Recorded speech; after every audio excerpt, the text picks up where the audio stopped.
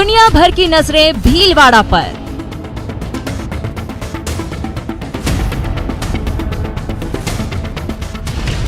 भीलवाड़ा ने कोरोना के खिलाफ लड़ाई में हासिल की जीत।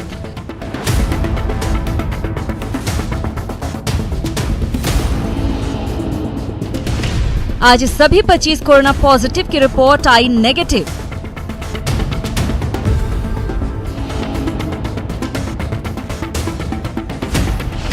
हालांकि एक और कोरोना पॉजिटिव हुआ है रिपोर्ट।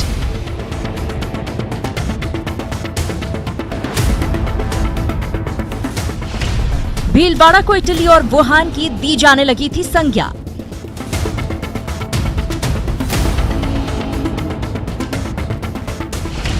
लेकिन विजन और स्ट्रैटेजी के साथ पाया कोरोना पर काबू।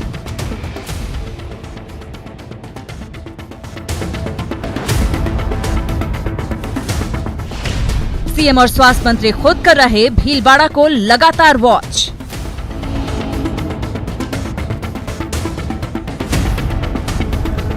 नमस्कार, बहुत स्वागत है आपका। प्राइम डिबेट देख रहे हैं आप, आपके साथ मैं जेपी शर्मा। एक हफ्ते पहले लोग भीलवाड़ा की तरफ भय और चिंता से देख रहे थे।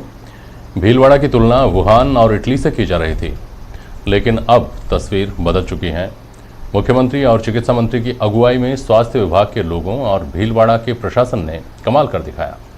आज भीलवाड़ा में कोरोना की जीरो प्रेजेंस की स्थिति बनती दिखी। हालांकि एक मरीज के पॉजिटिव आ जाने के बाद भीलवाड़ा को कोरोना फ्री तो नहीं कहा जा सकता, लेकिन ये साफ है कि विजन, स्ट्रेटजी और मेहनत ने भीलवाड़ा को उस जगह लाकर खड़ा कर दिया है कि दुनिया भर की निगाहें आज भीलवाड़ा पर टिकी हुई हैं।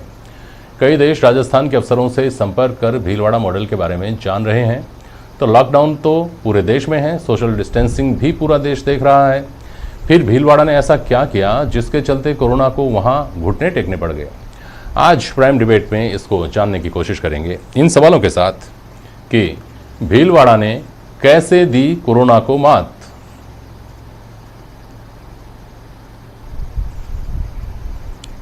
भीलवाड़ा मॉडल देश भर में लागू करने में देरी किस बात की?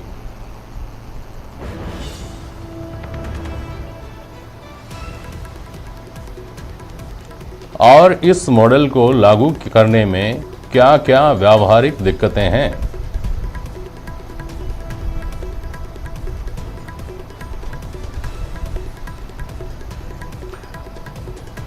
प्राइम डिबेट में आज हमारे साथ डॉक्टर राजेश गुप्ता हैं, चिकित्सक हैं आप। डॉक्टर प्रदीप गुप्ता हमारे साथ स्टूडियो में, आप एसएमएस मेडिकल कॉलेज में असिस्टेंट प्रोफेसर हैं। और हमारे संवाददाता प्रमोद तिवारी हमारे साथ भीलवाड़ा से जुड़े हुए हैं, जो लगातार पिछले 2-3 हफ्तों से एक कोरोना वॉरियर के तौर पर वहाँ की सारी खबरें आप तक लगातार पहुँचाते रहे हैं। हम जो प्रशासनिक अधिकारी हैं भीलवाड़ा के, उनसे भी बात करने की कोशिश करेंगे इस डिबेट में, और जो हम समझने की कोशिश करेंगे, जैसा मैंने आपको बताया, कि आखिर ऐसा क्या हुआ भीलवाड़ा में जिसने आज सबकी नज़रें भीलवाड़ा की तरफ फेर दी हैं, उसको समझने की लोग कोशिश कर रहे हैं। प्रमोद तिवारी, आपको आवाज़ आ रही होगी मेरी। मैं राजस्थान सरकार को, मुख्यमंत्री अशोक गहलोत को, चिकित्सा मंत्री रघु शर्मा को और आपके यहाँ का जो प्रशासन है, आपके यहाँ के जो कोरोना वॉरियर्स हैं, चाहे वो हॉस्पिटल से, मेडिकल से जुड़े हुए लोग हों, पुलिस वाले हों, हम लोग हैं, मीडिया वाले, वहाँ जो लोगों तक खबरें पहुँचा रहे हैं, उन सभी को बधाई देने के साथ अपना ये सवाल आपके पास लेकर आया हूँ कि भीलवाड़ा ने आखिर ऐसा क्या किया कि अब चर्चा भीलवाड़ा की ही हो रही है।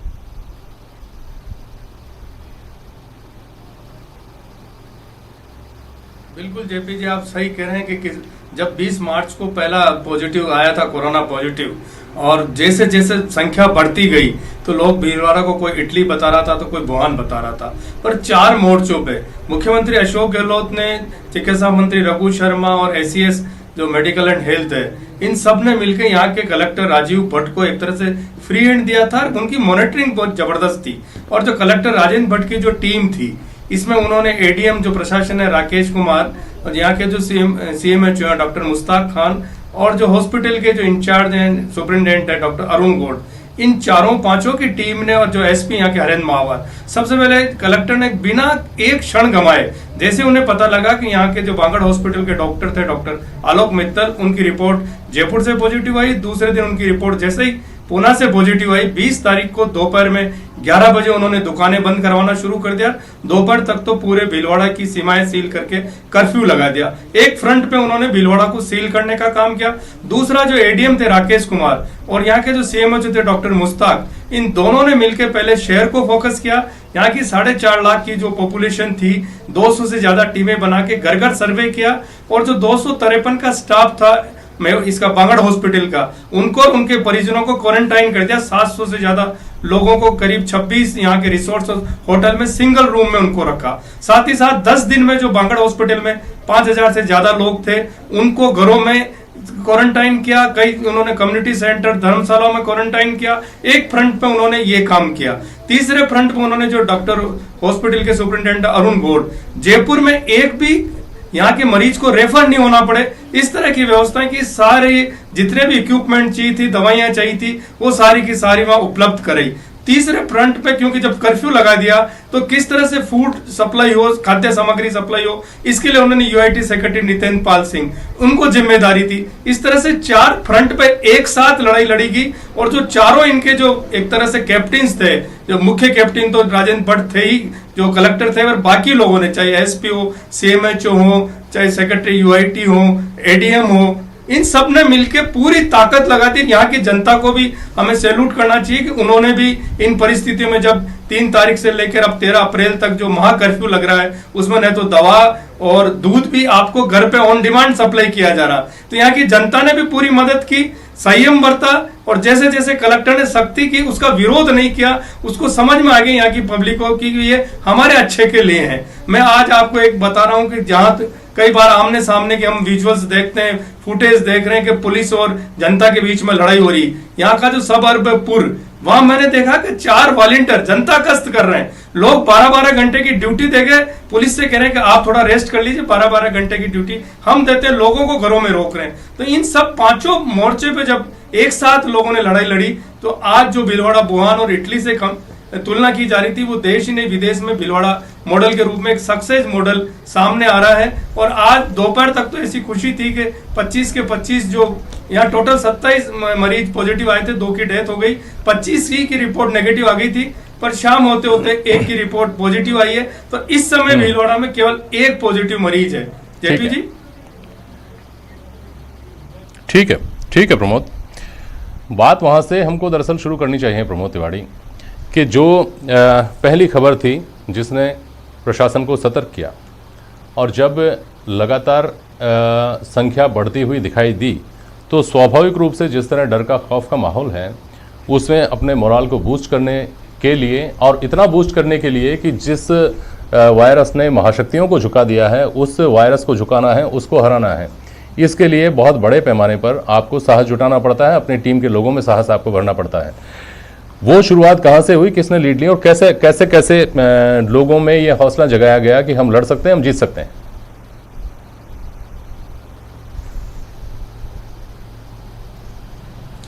शुरुआत तो इनिशिएटिव तो यहाँ के जो कलेक्टर राजेंद्र भट्ट उन्होंने लिया, राज्य सरकार से, मुख्यमंत्री से, चिकित्सा मंत्री से बात कर क्योंकि जैसे ही एक डॉक्टर पॉजिटिव मिला, हॉस्पिटल यहाँ का पॉपुलर हॉस्पिटल था ये, उन डॉक्टर का आउटडोर और इंडोर भी बहुत ज्यादा था। तो जैसे ही कर्फ्यू लगाया, बाकी जो व्यवस्थाएं की उन्होंने, उस वजह से ये बाकी जब 18 तारीख को पहला आता, 19 तारीख को तीसरा, 20 को 6 एक साथ आते हैं, 21 को 1, 23 को 2, 25 को 3, 26 को 2, 27 को 3, यहाँ आते आते जब 2 लोगों की मृत्यु हो जाती है तो एक बार तो ऐसा लगा कि अब भीलवाड़ा का क्या होगा। स्थितियां इतनी बद से बदतर होती जा रही थी। पर जैसे ही ये 27 तारीख 28 तारीख को जैसे रुक गया है, 26 में आके आंकड़ा रुक जाता है, फिर बाद में 4 तारीख को एक जो रायला की एक महिला पॉजिटिव आती है या फिर आज आती है, तो लोगों को थोड़ा कॉन्फिडेंस हो। और एक सबसे बड़ी बात है कि जब 9 लोगों को डिस्चार्ज किया गया हॉस्पिटल से तो लोगों को ये भरोसा हो गया कि हमारा जो डिस्ट्रिक्ट हॉस्पिटल है, नया नया मेडिकल कॉलेज बना, पर वहां इसका इलाज संभव है। ये जनता का मोरल बूस्टअप करने में लोगों का जो डिस्चार्ज हुआ ठीक हो गया, वो भी एक बड़ा काम किया उसने। जेपी जी बिल्कुल ठीक है। चलिए मैं वापस आता हूं प्रमोद जी आपके पास। हमारे साथ स्टूडियो में यहाँ डॉक्टर राजेश हैं, डॉक्टर राजेश गुप्ता, जो प्रमोद तिवारी हमारे संवाददाता भीलवाड़ा में हैं, उनसे उनकी बात आपने भी सुनी अभी।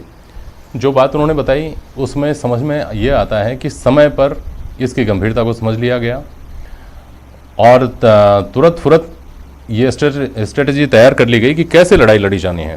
प्रॉपर आइसोलेशन जैसा उन्होंने कहा, उससे समझ में आता है कि जितने लोग थे उनको अलग, भले ही उनको होटल्स में व्यवस्था करनी पड़ी, कहीं बाहर व्यवस्था करनी पड़ी, वहाँ उनकी व्यवस्था की गई।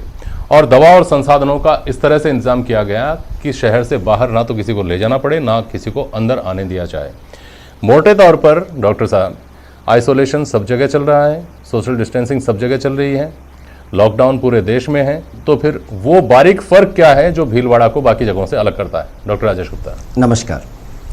देखिए, मैं थोड़ा समय लूँगा। हाँ जी, फरमाइए। कि कोई भी पेंडेमिक या एंडेमिक जब डिजीज आती है, इसका आउटब्रेक होता है, तो इसमें 4 चीज़ें इसको कंट्रोल करने के लिए बहुत महत्वपूर्ण है। पहला तो कि कोऑपरेशन ऑफ पीपल, लोग कितना कोऑपरेट करते हैं, प्रॉपर स्क्रीनिंग और कंटेनमेंट ऑफ स्ट्रेटेजिकल प्लान्स, और तीसरा वहाँ की भौगोलिक स्थिति या लोकल फैक्टर्स। हाँ। अब हम बात करते हैं कोऑपरेशन ऑफ पीपल्स पर, तो वहाँ के लोगों ने, भीलवाड़ा के लोगों ने बहुत सहयोग किया इसमें, अपने आप को आइसोलेट कर लिया।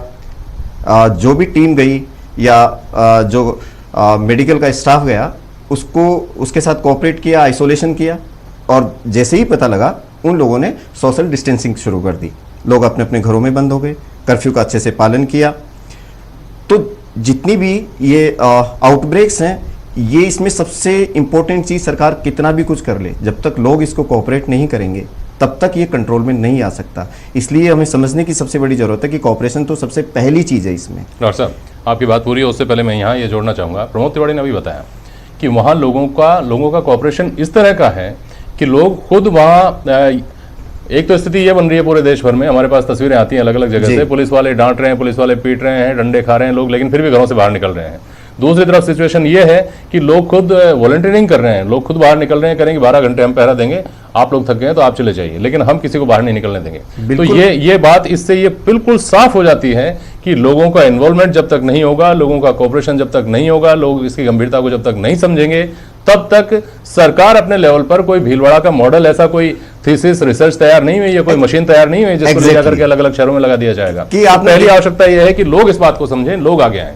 बिल्कुल एग्जैक्टली यही कि लोग हाइड कर रहे हैं अपने आप को, बता नहीं रहे हैं। और जब कभी टीम जा रही है तो कई जगह अपने वीडियोस देखे होंगे किसी जगह कि ना तो पुलिस को कोऑपरेट कर रहे हैं, ना मेडिकल स्टाफ को कोऑपरेट कर रहे हैं, और छुपा करके घर में अलग से बंद हो जाते हैं, प्रॉपर बता ही नहीं रहे हैं और स्क्रीनिंग के लिए नहीं आ रहे हैं। तो पहला तो ये आपने सही कहा कि ये सरकार और इन सब पर नहीं है, ये आप पर डिपेंड है कि लोग कितना कोऑपरेट करते हैं, और भीलवाड़ा के लोगों ने संपूर्ण रूप से कोऑपरेट किया। लोगों ने आगे आ करके अपनी स्क्रीनिंग करवाई और अपने टेस्ट कराए। दूसरा, प्रॉपर स्क्रीनिंग, क्योंकि जब तक प्रॉपर स्क्रीनिंग नहीं होगी तो कोई भी एंडेमिक या पेंडेमिक डिजीज पर हम कंट्रोल नहीं कर पाएंगे।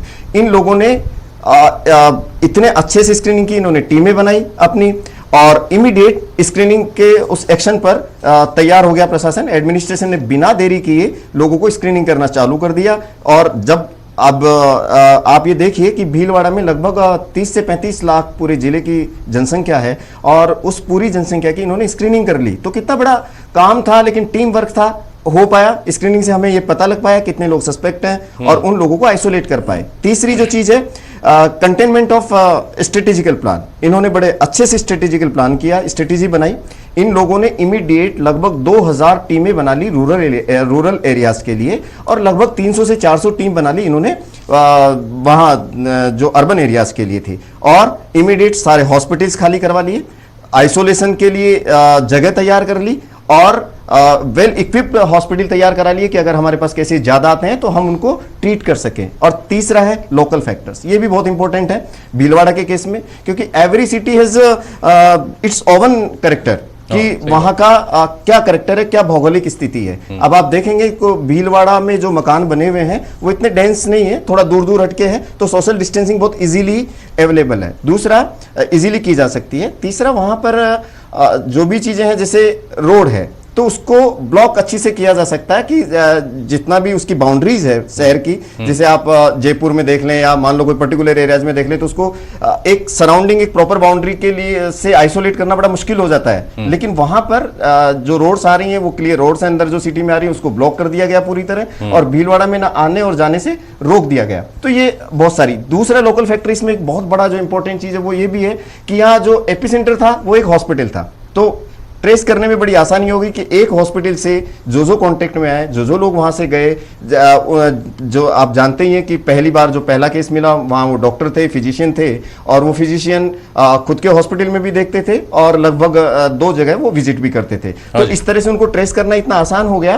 और लगभग उस दौरान जो उन फिजिशियन से जो टच में आए थे, क्योंकि एक रिकॉर्ड डेटा था उनके पास कि किस किस लोगों ने उनसे इलाज करवाया, कुछ गांव के लोग भी थे, कुछ शहर के लोग भी थे, तो टीम को बड़ा आसानी हो गई एक ही जगह पर एपिसेंटर होने की वजह से। और लगभग 6200 लोगों का उन्होंने ये ट्रेस कर लिया कि 6200 लोग, 6200 लोग करीबन इनके कांटेक्ट में आए, और इमीडिएट विद इन 2 और 3 डेज में उन 6200 लोगों को देख लिया गया, जांच लिया गया। तो इसलिए इसको कंट्रोल करना बड़ा आसान हो गया। और ये सब डिपेंड करता है आपकी लोकल फैक्टर्स क्या है, लोग कितना कोऑपरेट कर रहे हैं, और टीम वर्क तो सब जगह अच्छा काम कर रहा है। ठीक बात। लेकिन प्रमोद तिवारी मुझे समझाइए, प्रमोद तिवारी आप सुन पा रहे हैं मुझे, कि शुरुआत में जो विजुअल्स आ रहे थे भीलवाड़ा से, सोशल मीडिया पर चल रहे थे, पुलिस को बहुत सख्ती करनी पड़ी थी और लोग घरों से बाहर निकल रहे थे, पुलिस को डंडे बरसाने पड़े थे। ये स्थिति एक तरफ कि पुलिस को डंडे बरसाने पड़ रहे हैं, दूसरी तरफ वो स्थिति कि लोग अपने आप आगे आ रहे हैं और पुलिस का सपोर्ट कर रहे हैं, प्रशासन का सपोर्ट कर रहे हैं। इसके बीच का जो गैप था वो कैसे पाटा गया?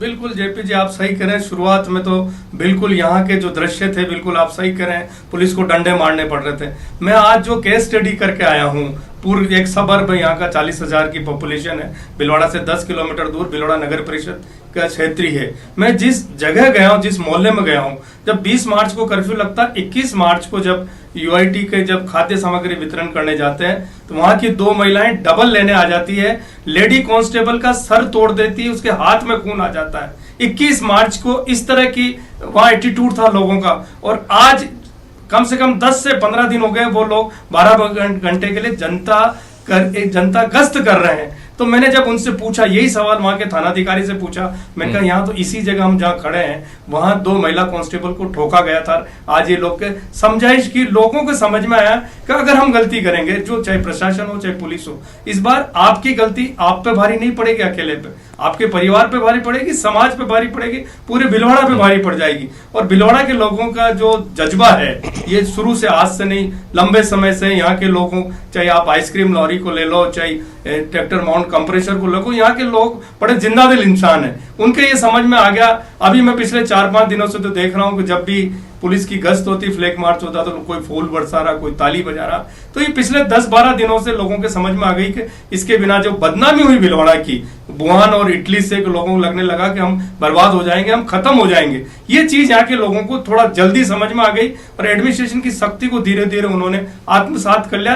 आज तो स्थिति है कि अगर पुलिस का कांस्टेबल नहीं है तो भी लोग घरों से नहीं निकल रहे हैं। दवा की जरूरत होती है तो होम डिलीवरी हो रही, दूध की होम डिलीवरी हो रही है। जेपी जी, ठीक है प्रमोद जी। डॉक्टर राजेश गुप्ता, अभी आपने जो बातें बताई उनमें देखिए भौगोलिक स्थिति और लोकल फैक्टर्स तो ऐसे हैं जिनको नहीं बदला जा सकता, बिल्कुल, लेकिन जो बदला जा सकता है, जिस पर काम किया जा सकता है, वो सबसे महत्वपूर्ण चीज़ बताई जाती है, वो है लोगों का सहयोग। और सबसे बड़ी बात लोगों को करना क्या है, घर में रहना है, दूसरे आदमी से नहीं मिलना है, सोशल डिस्टेंसिंग जो है उसका पूरी तरह से पालन करना है। अब ये जो लॉकडाउन है उसमें जो फर्क समझ में आता है कि भीलवाड़ा में लॉकडाउन का मतलब लॉकडाउन, कर्फ्यू का मतलब कर्फ्यू, दवाई की भी अगर जरूरत पड़ रही है तो घर पे ही पहुंचा दी जाएगी, राशन नहीं है तो फोन करो, आएगा, देर सवेर आएगा लेकिन पहुंचेगा आपके घर पे।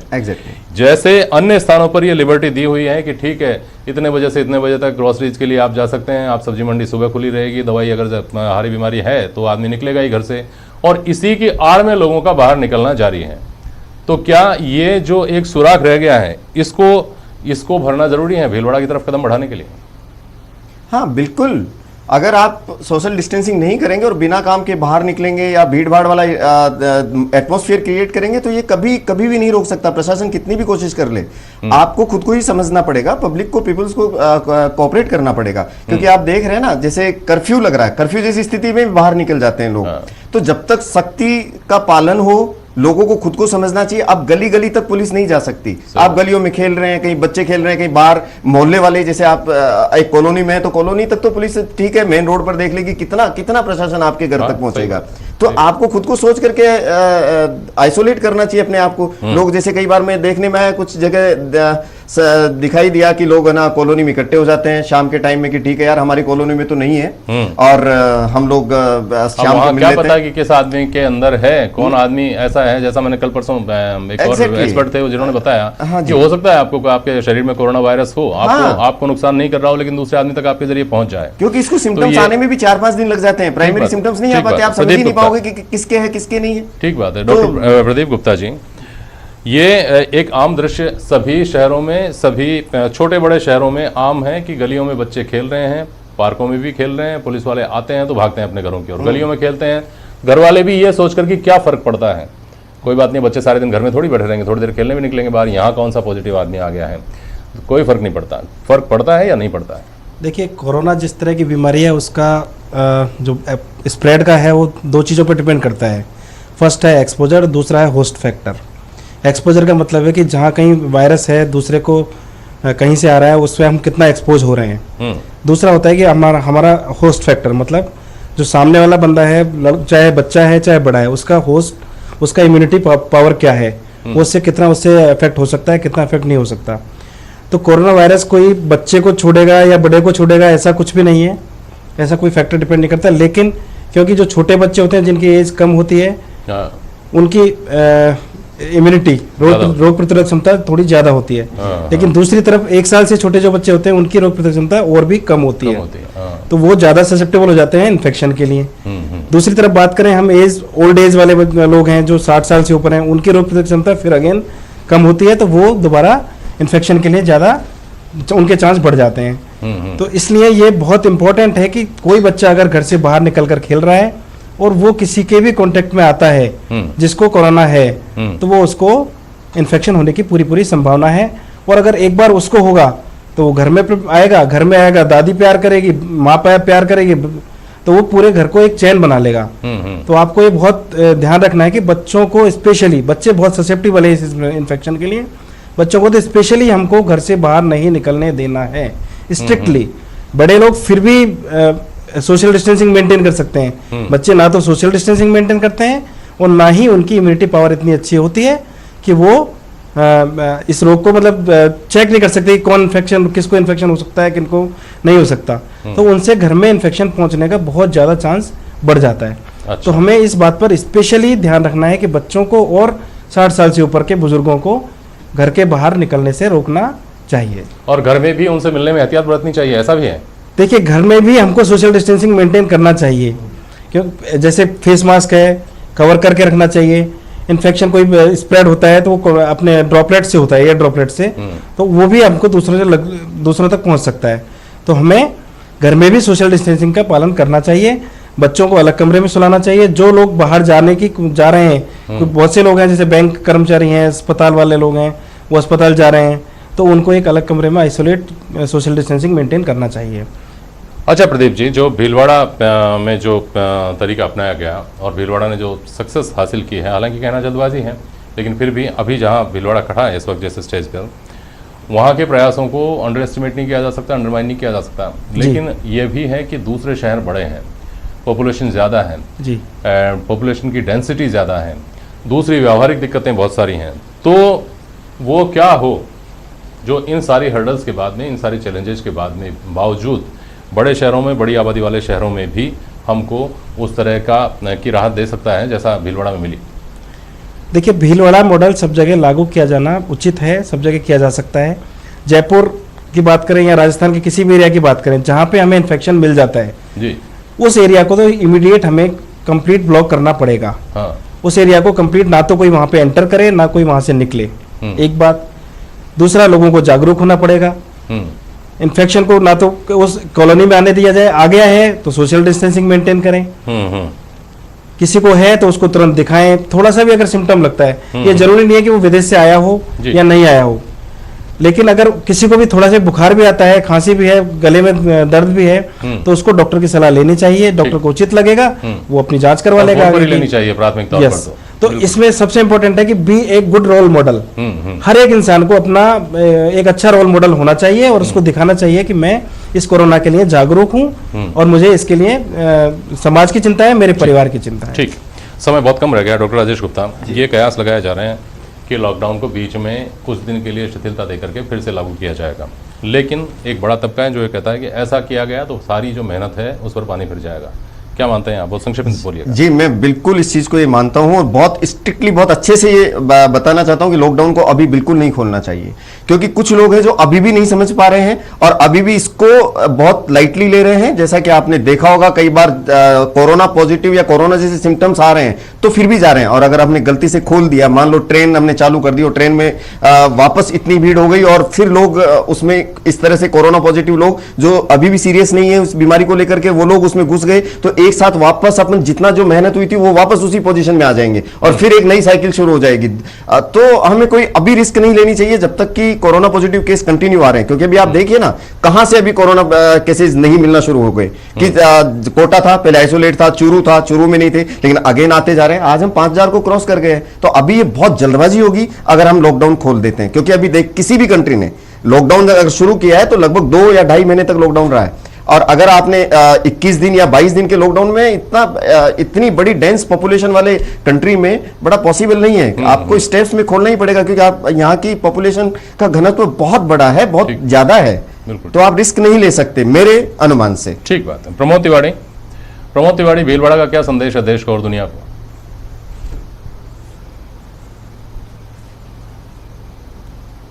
जेपी जी, ये जो डॉक्टर साहब कह रहे थे इनकी बात से मैं भी पूरी तरह से सहमत हूँ।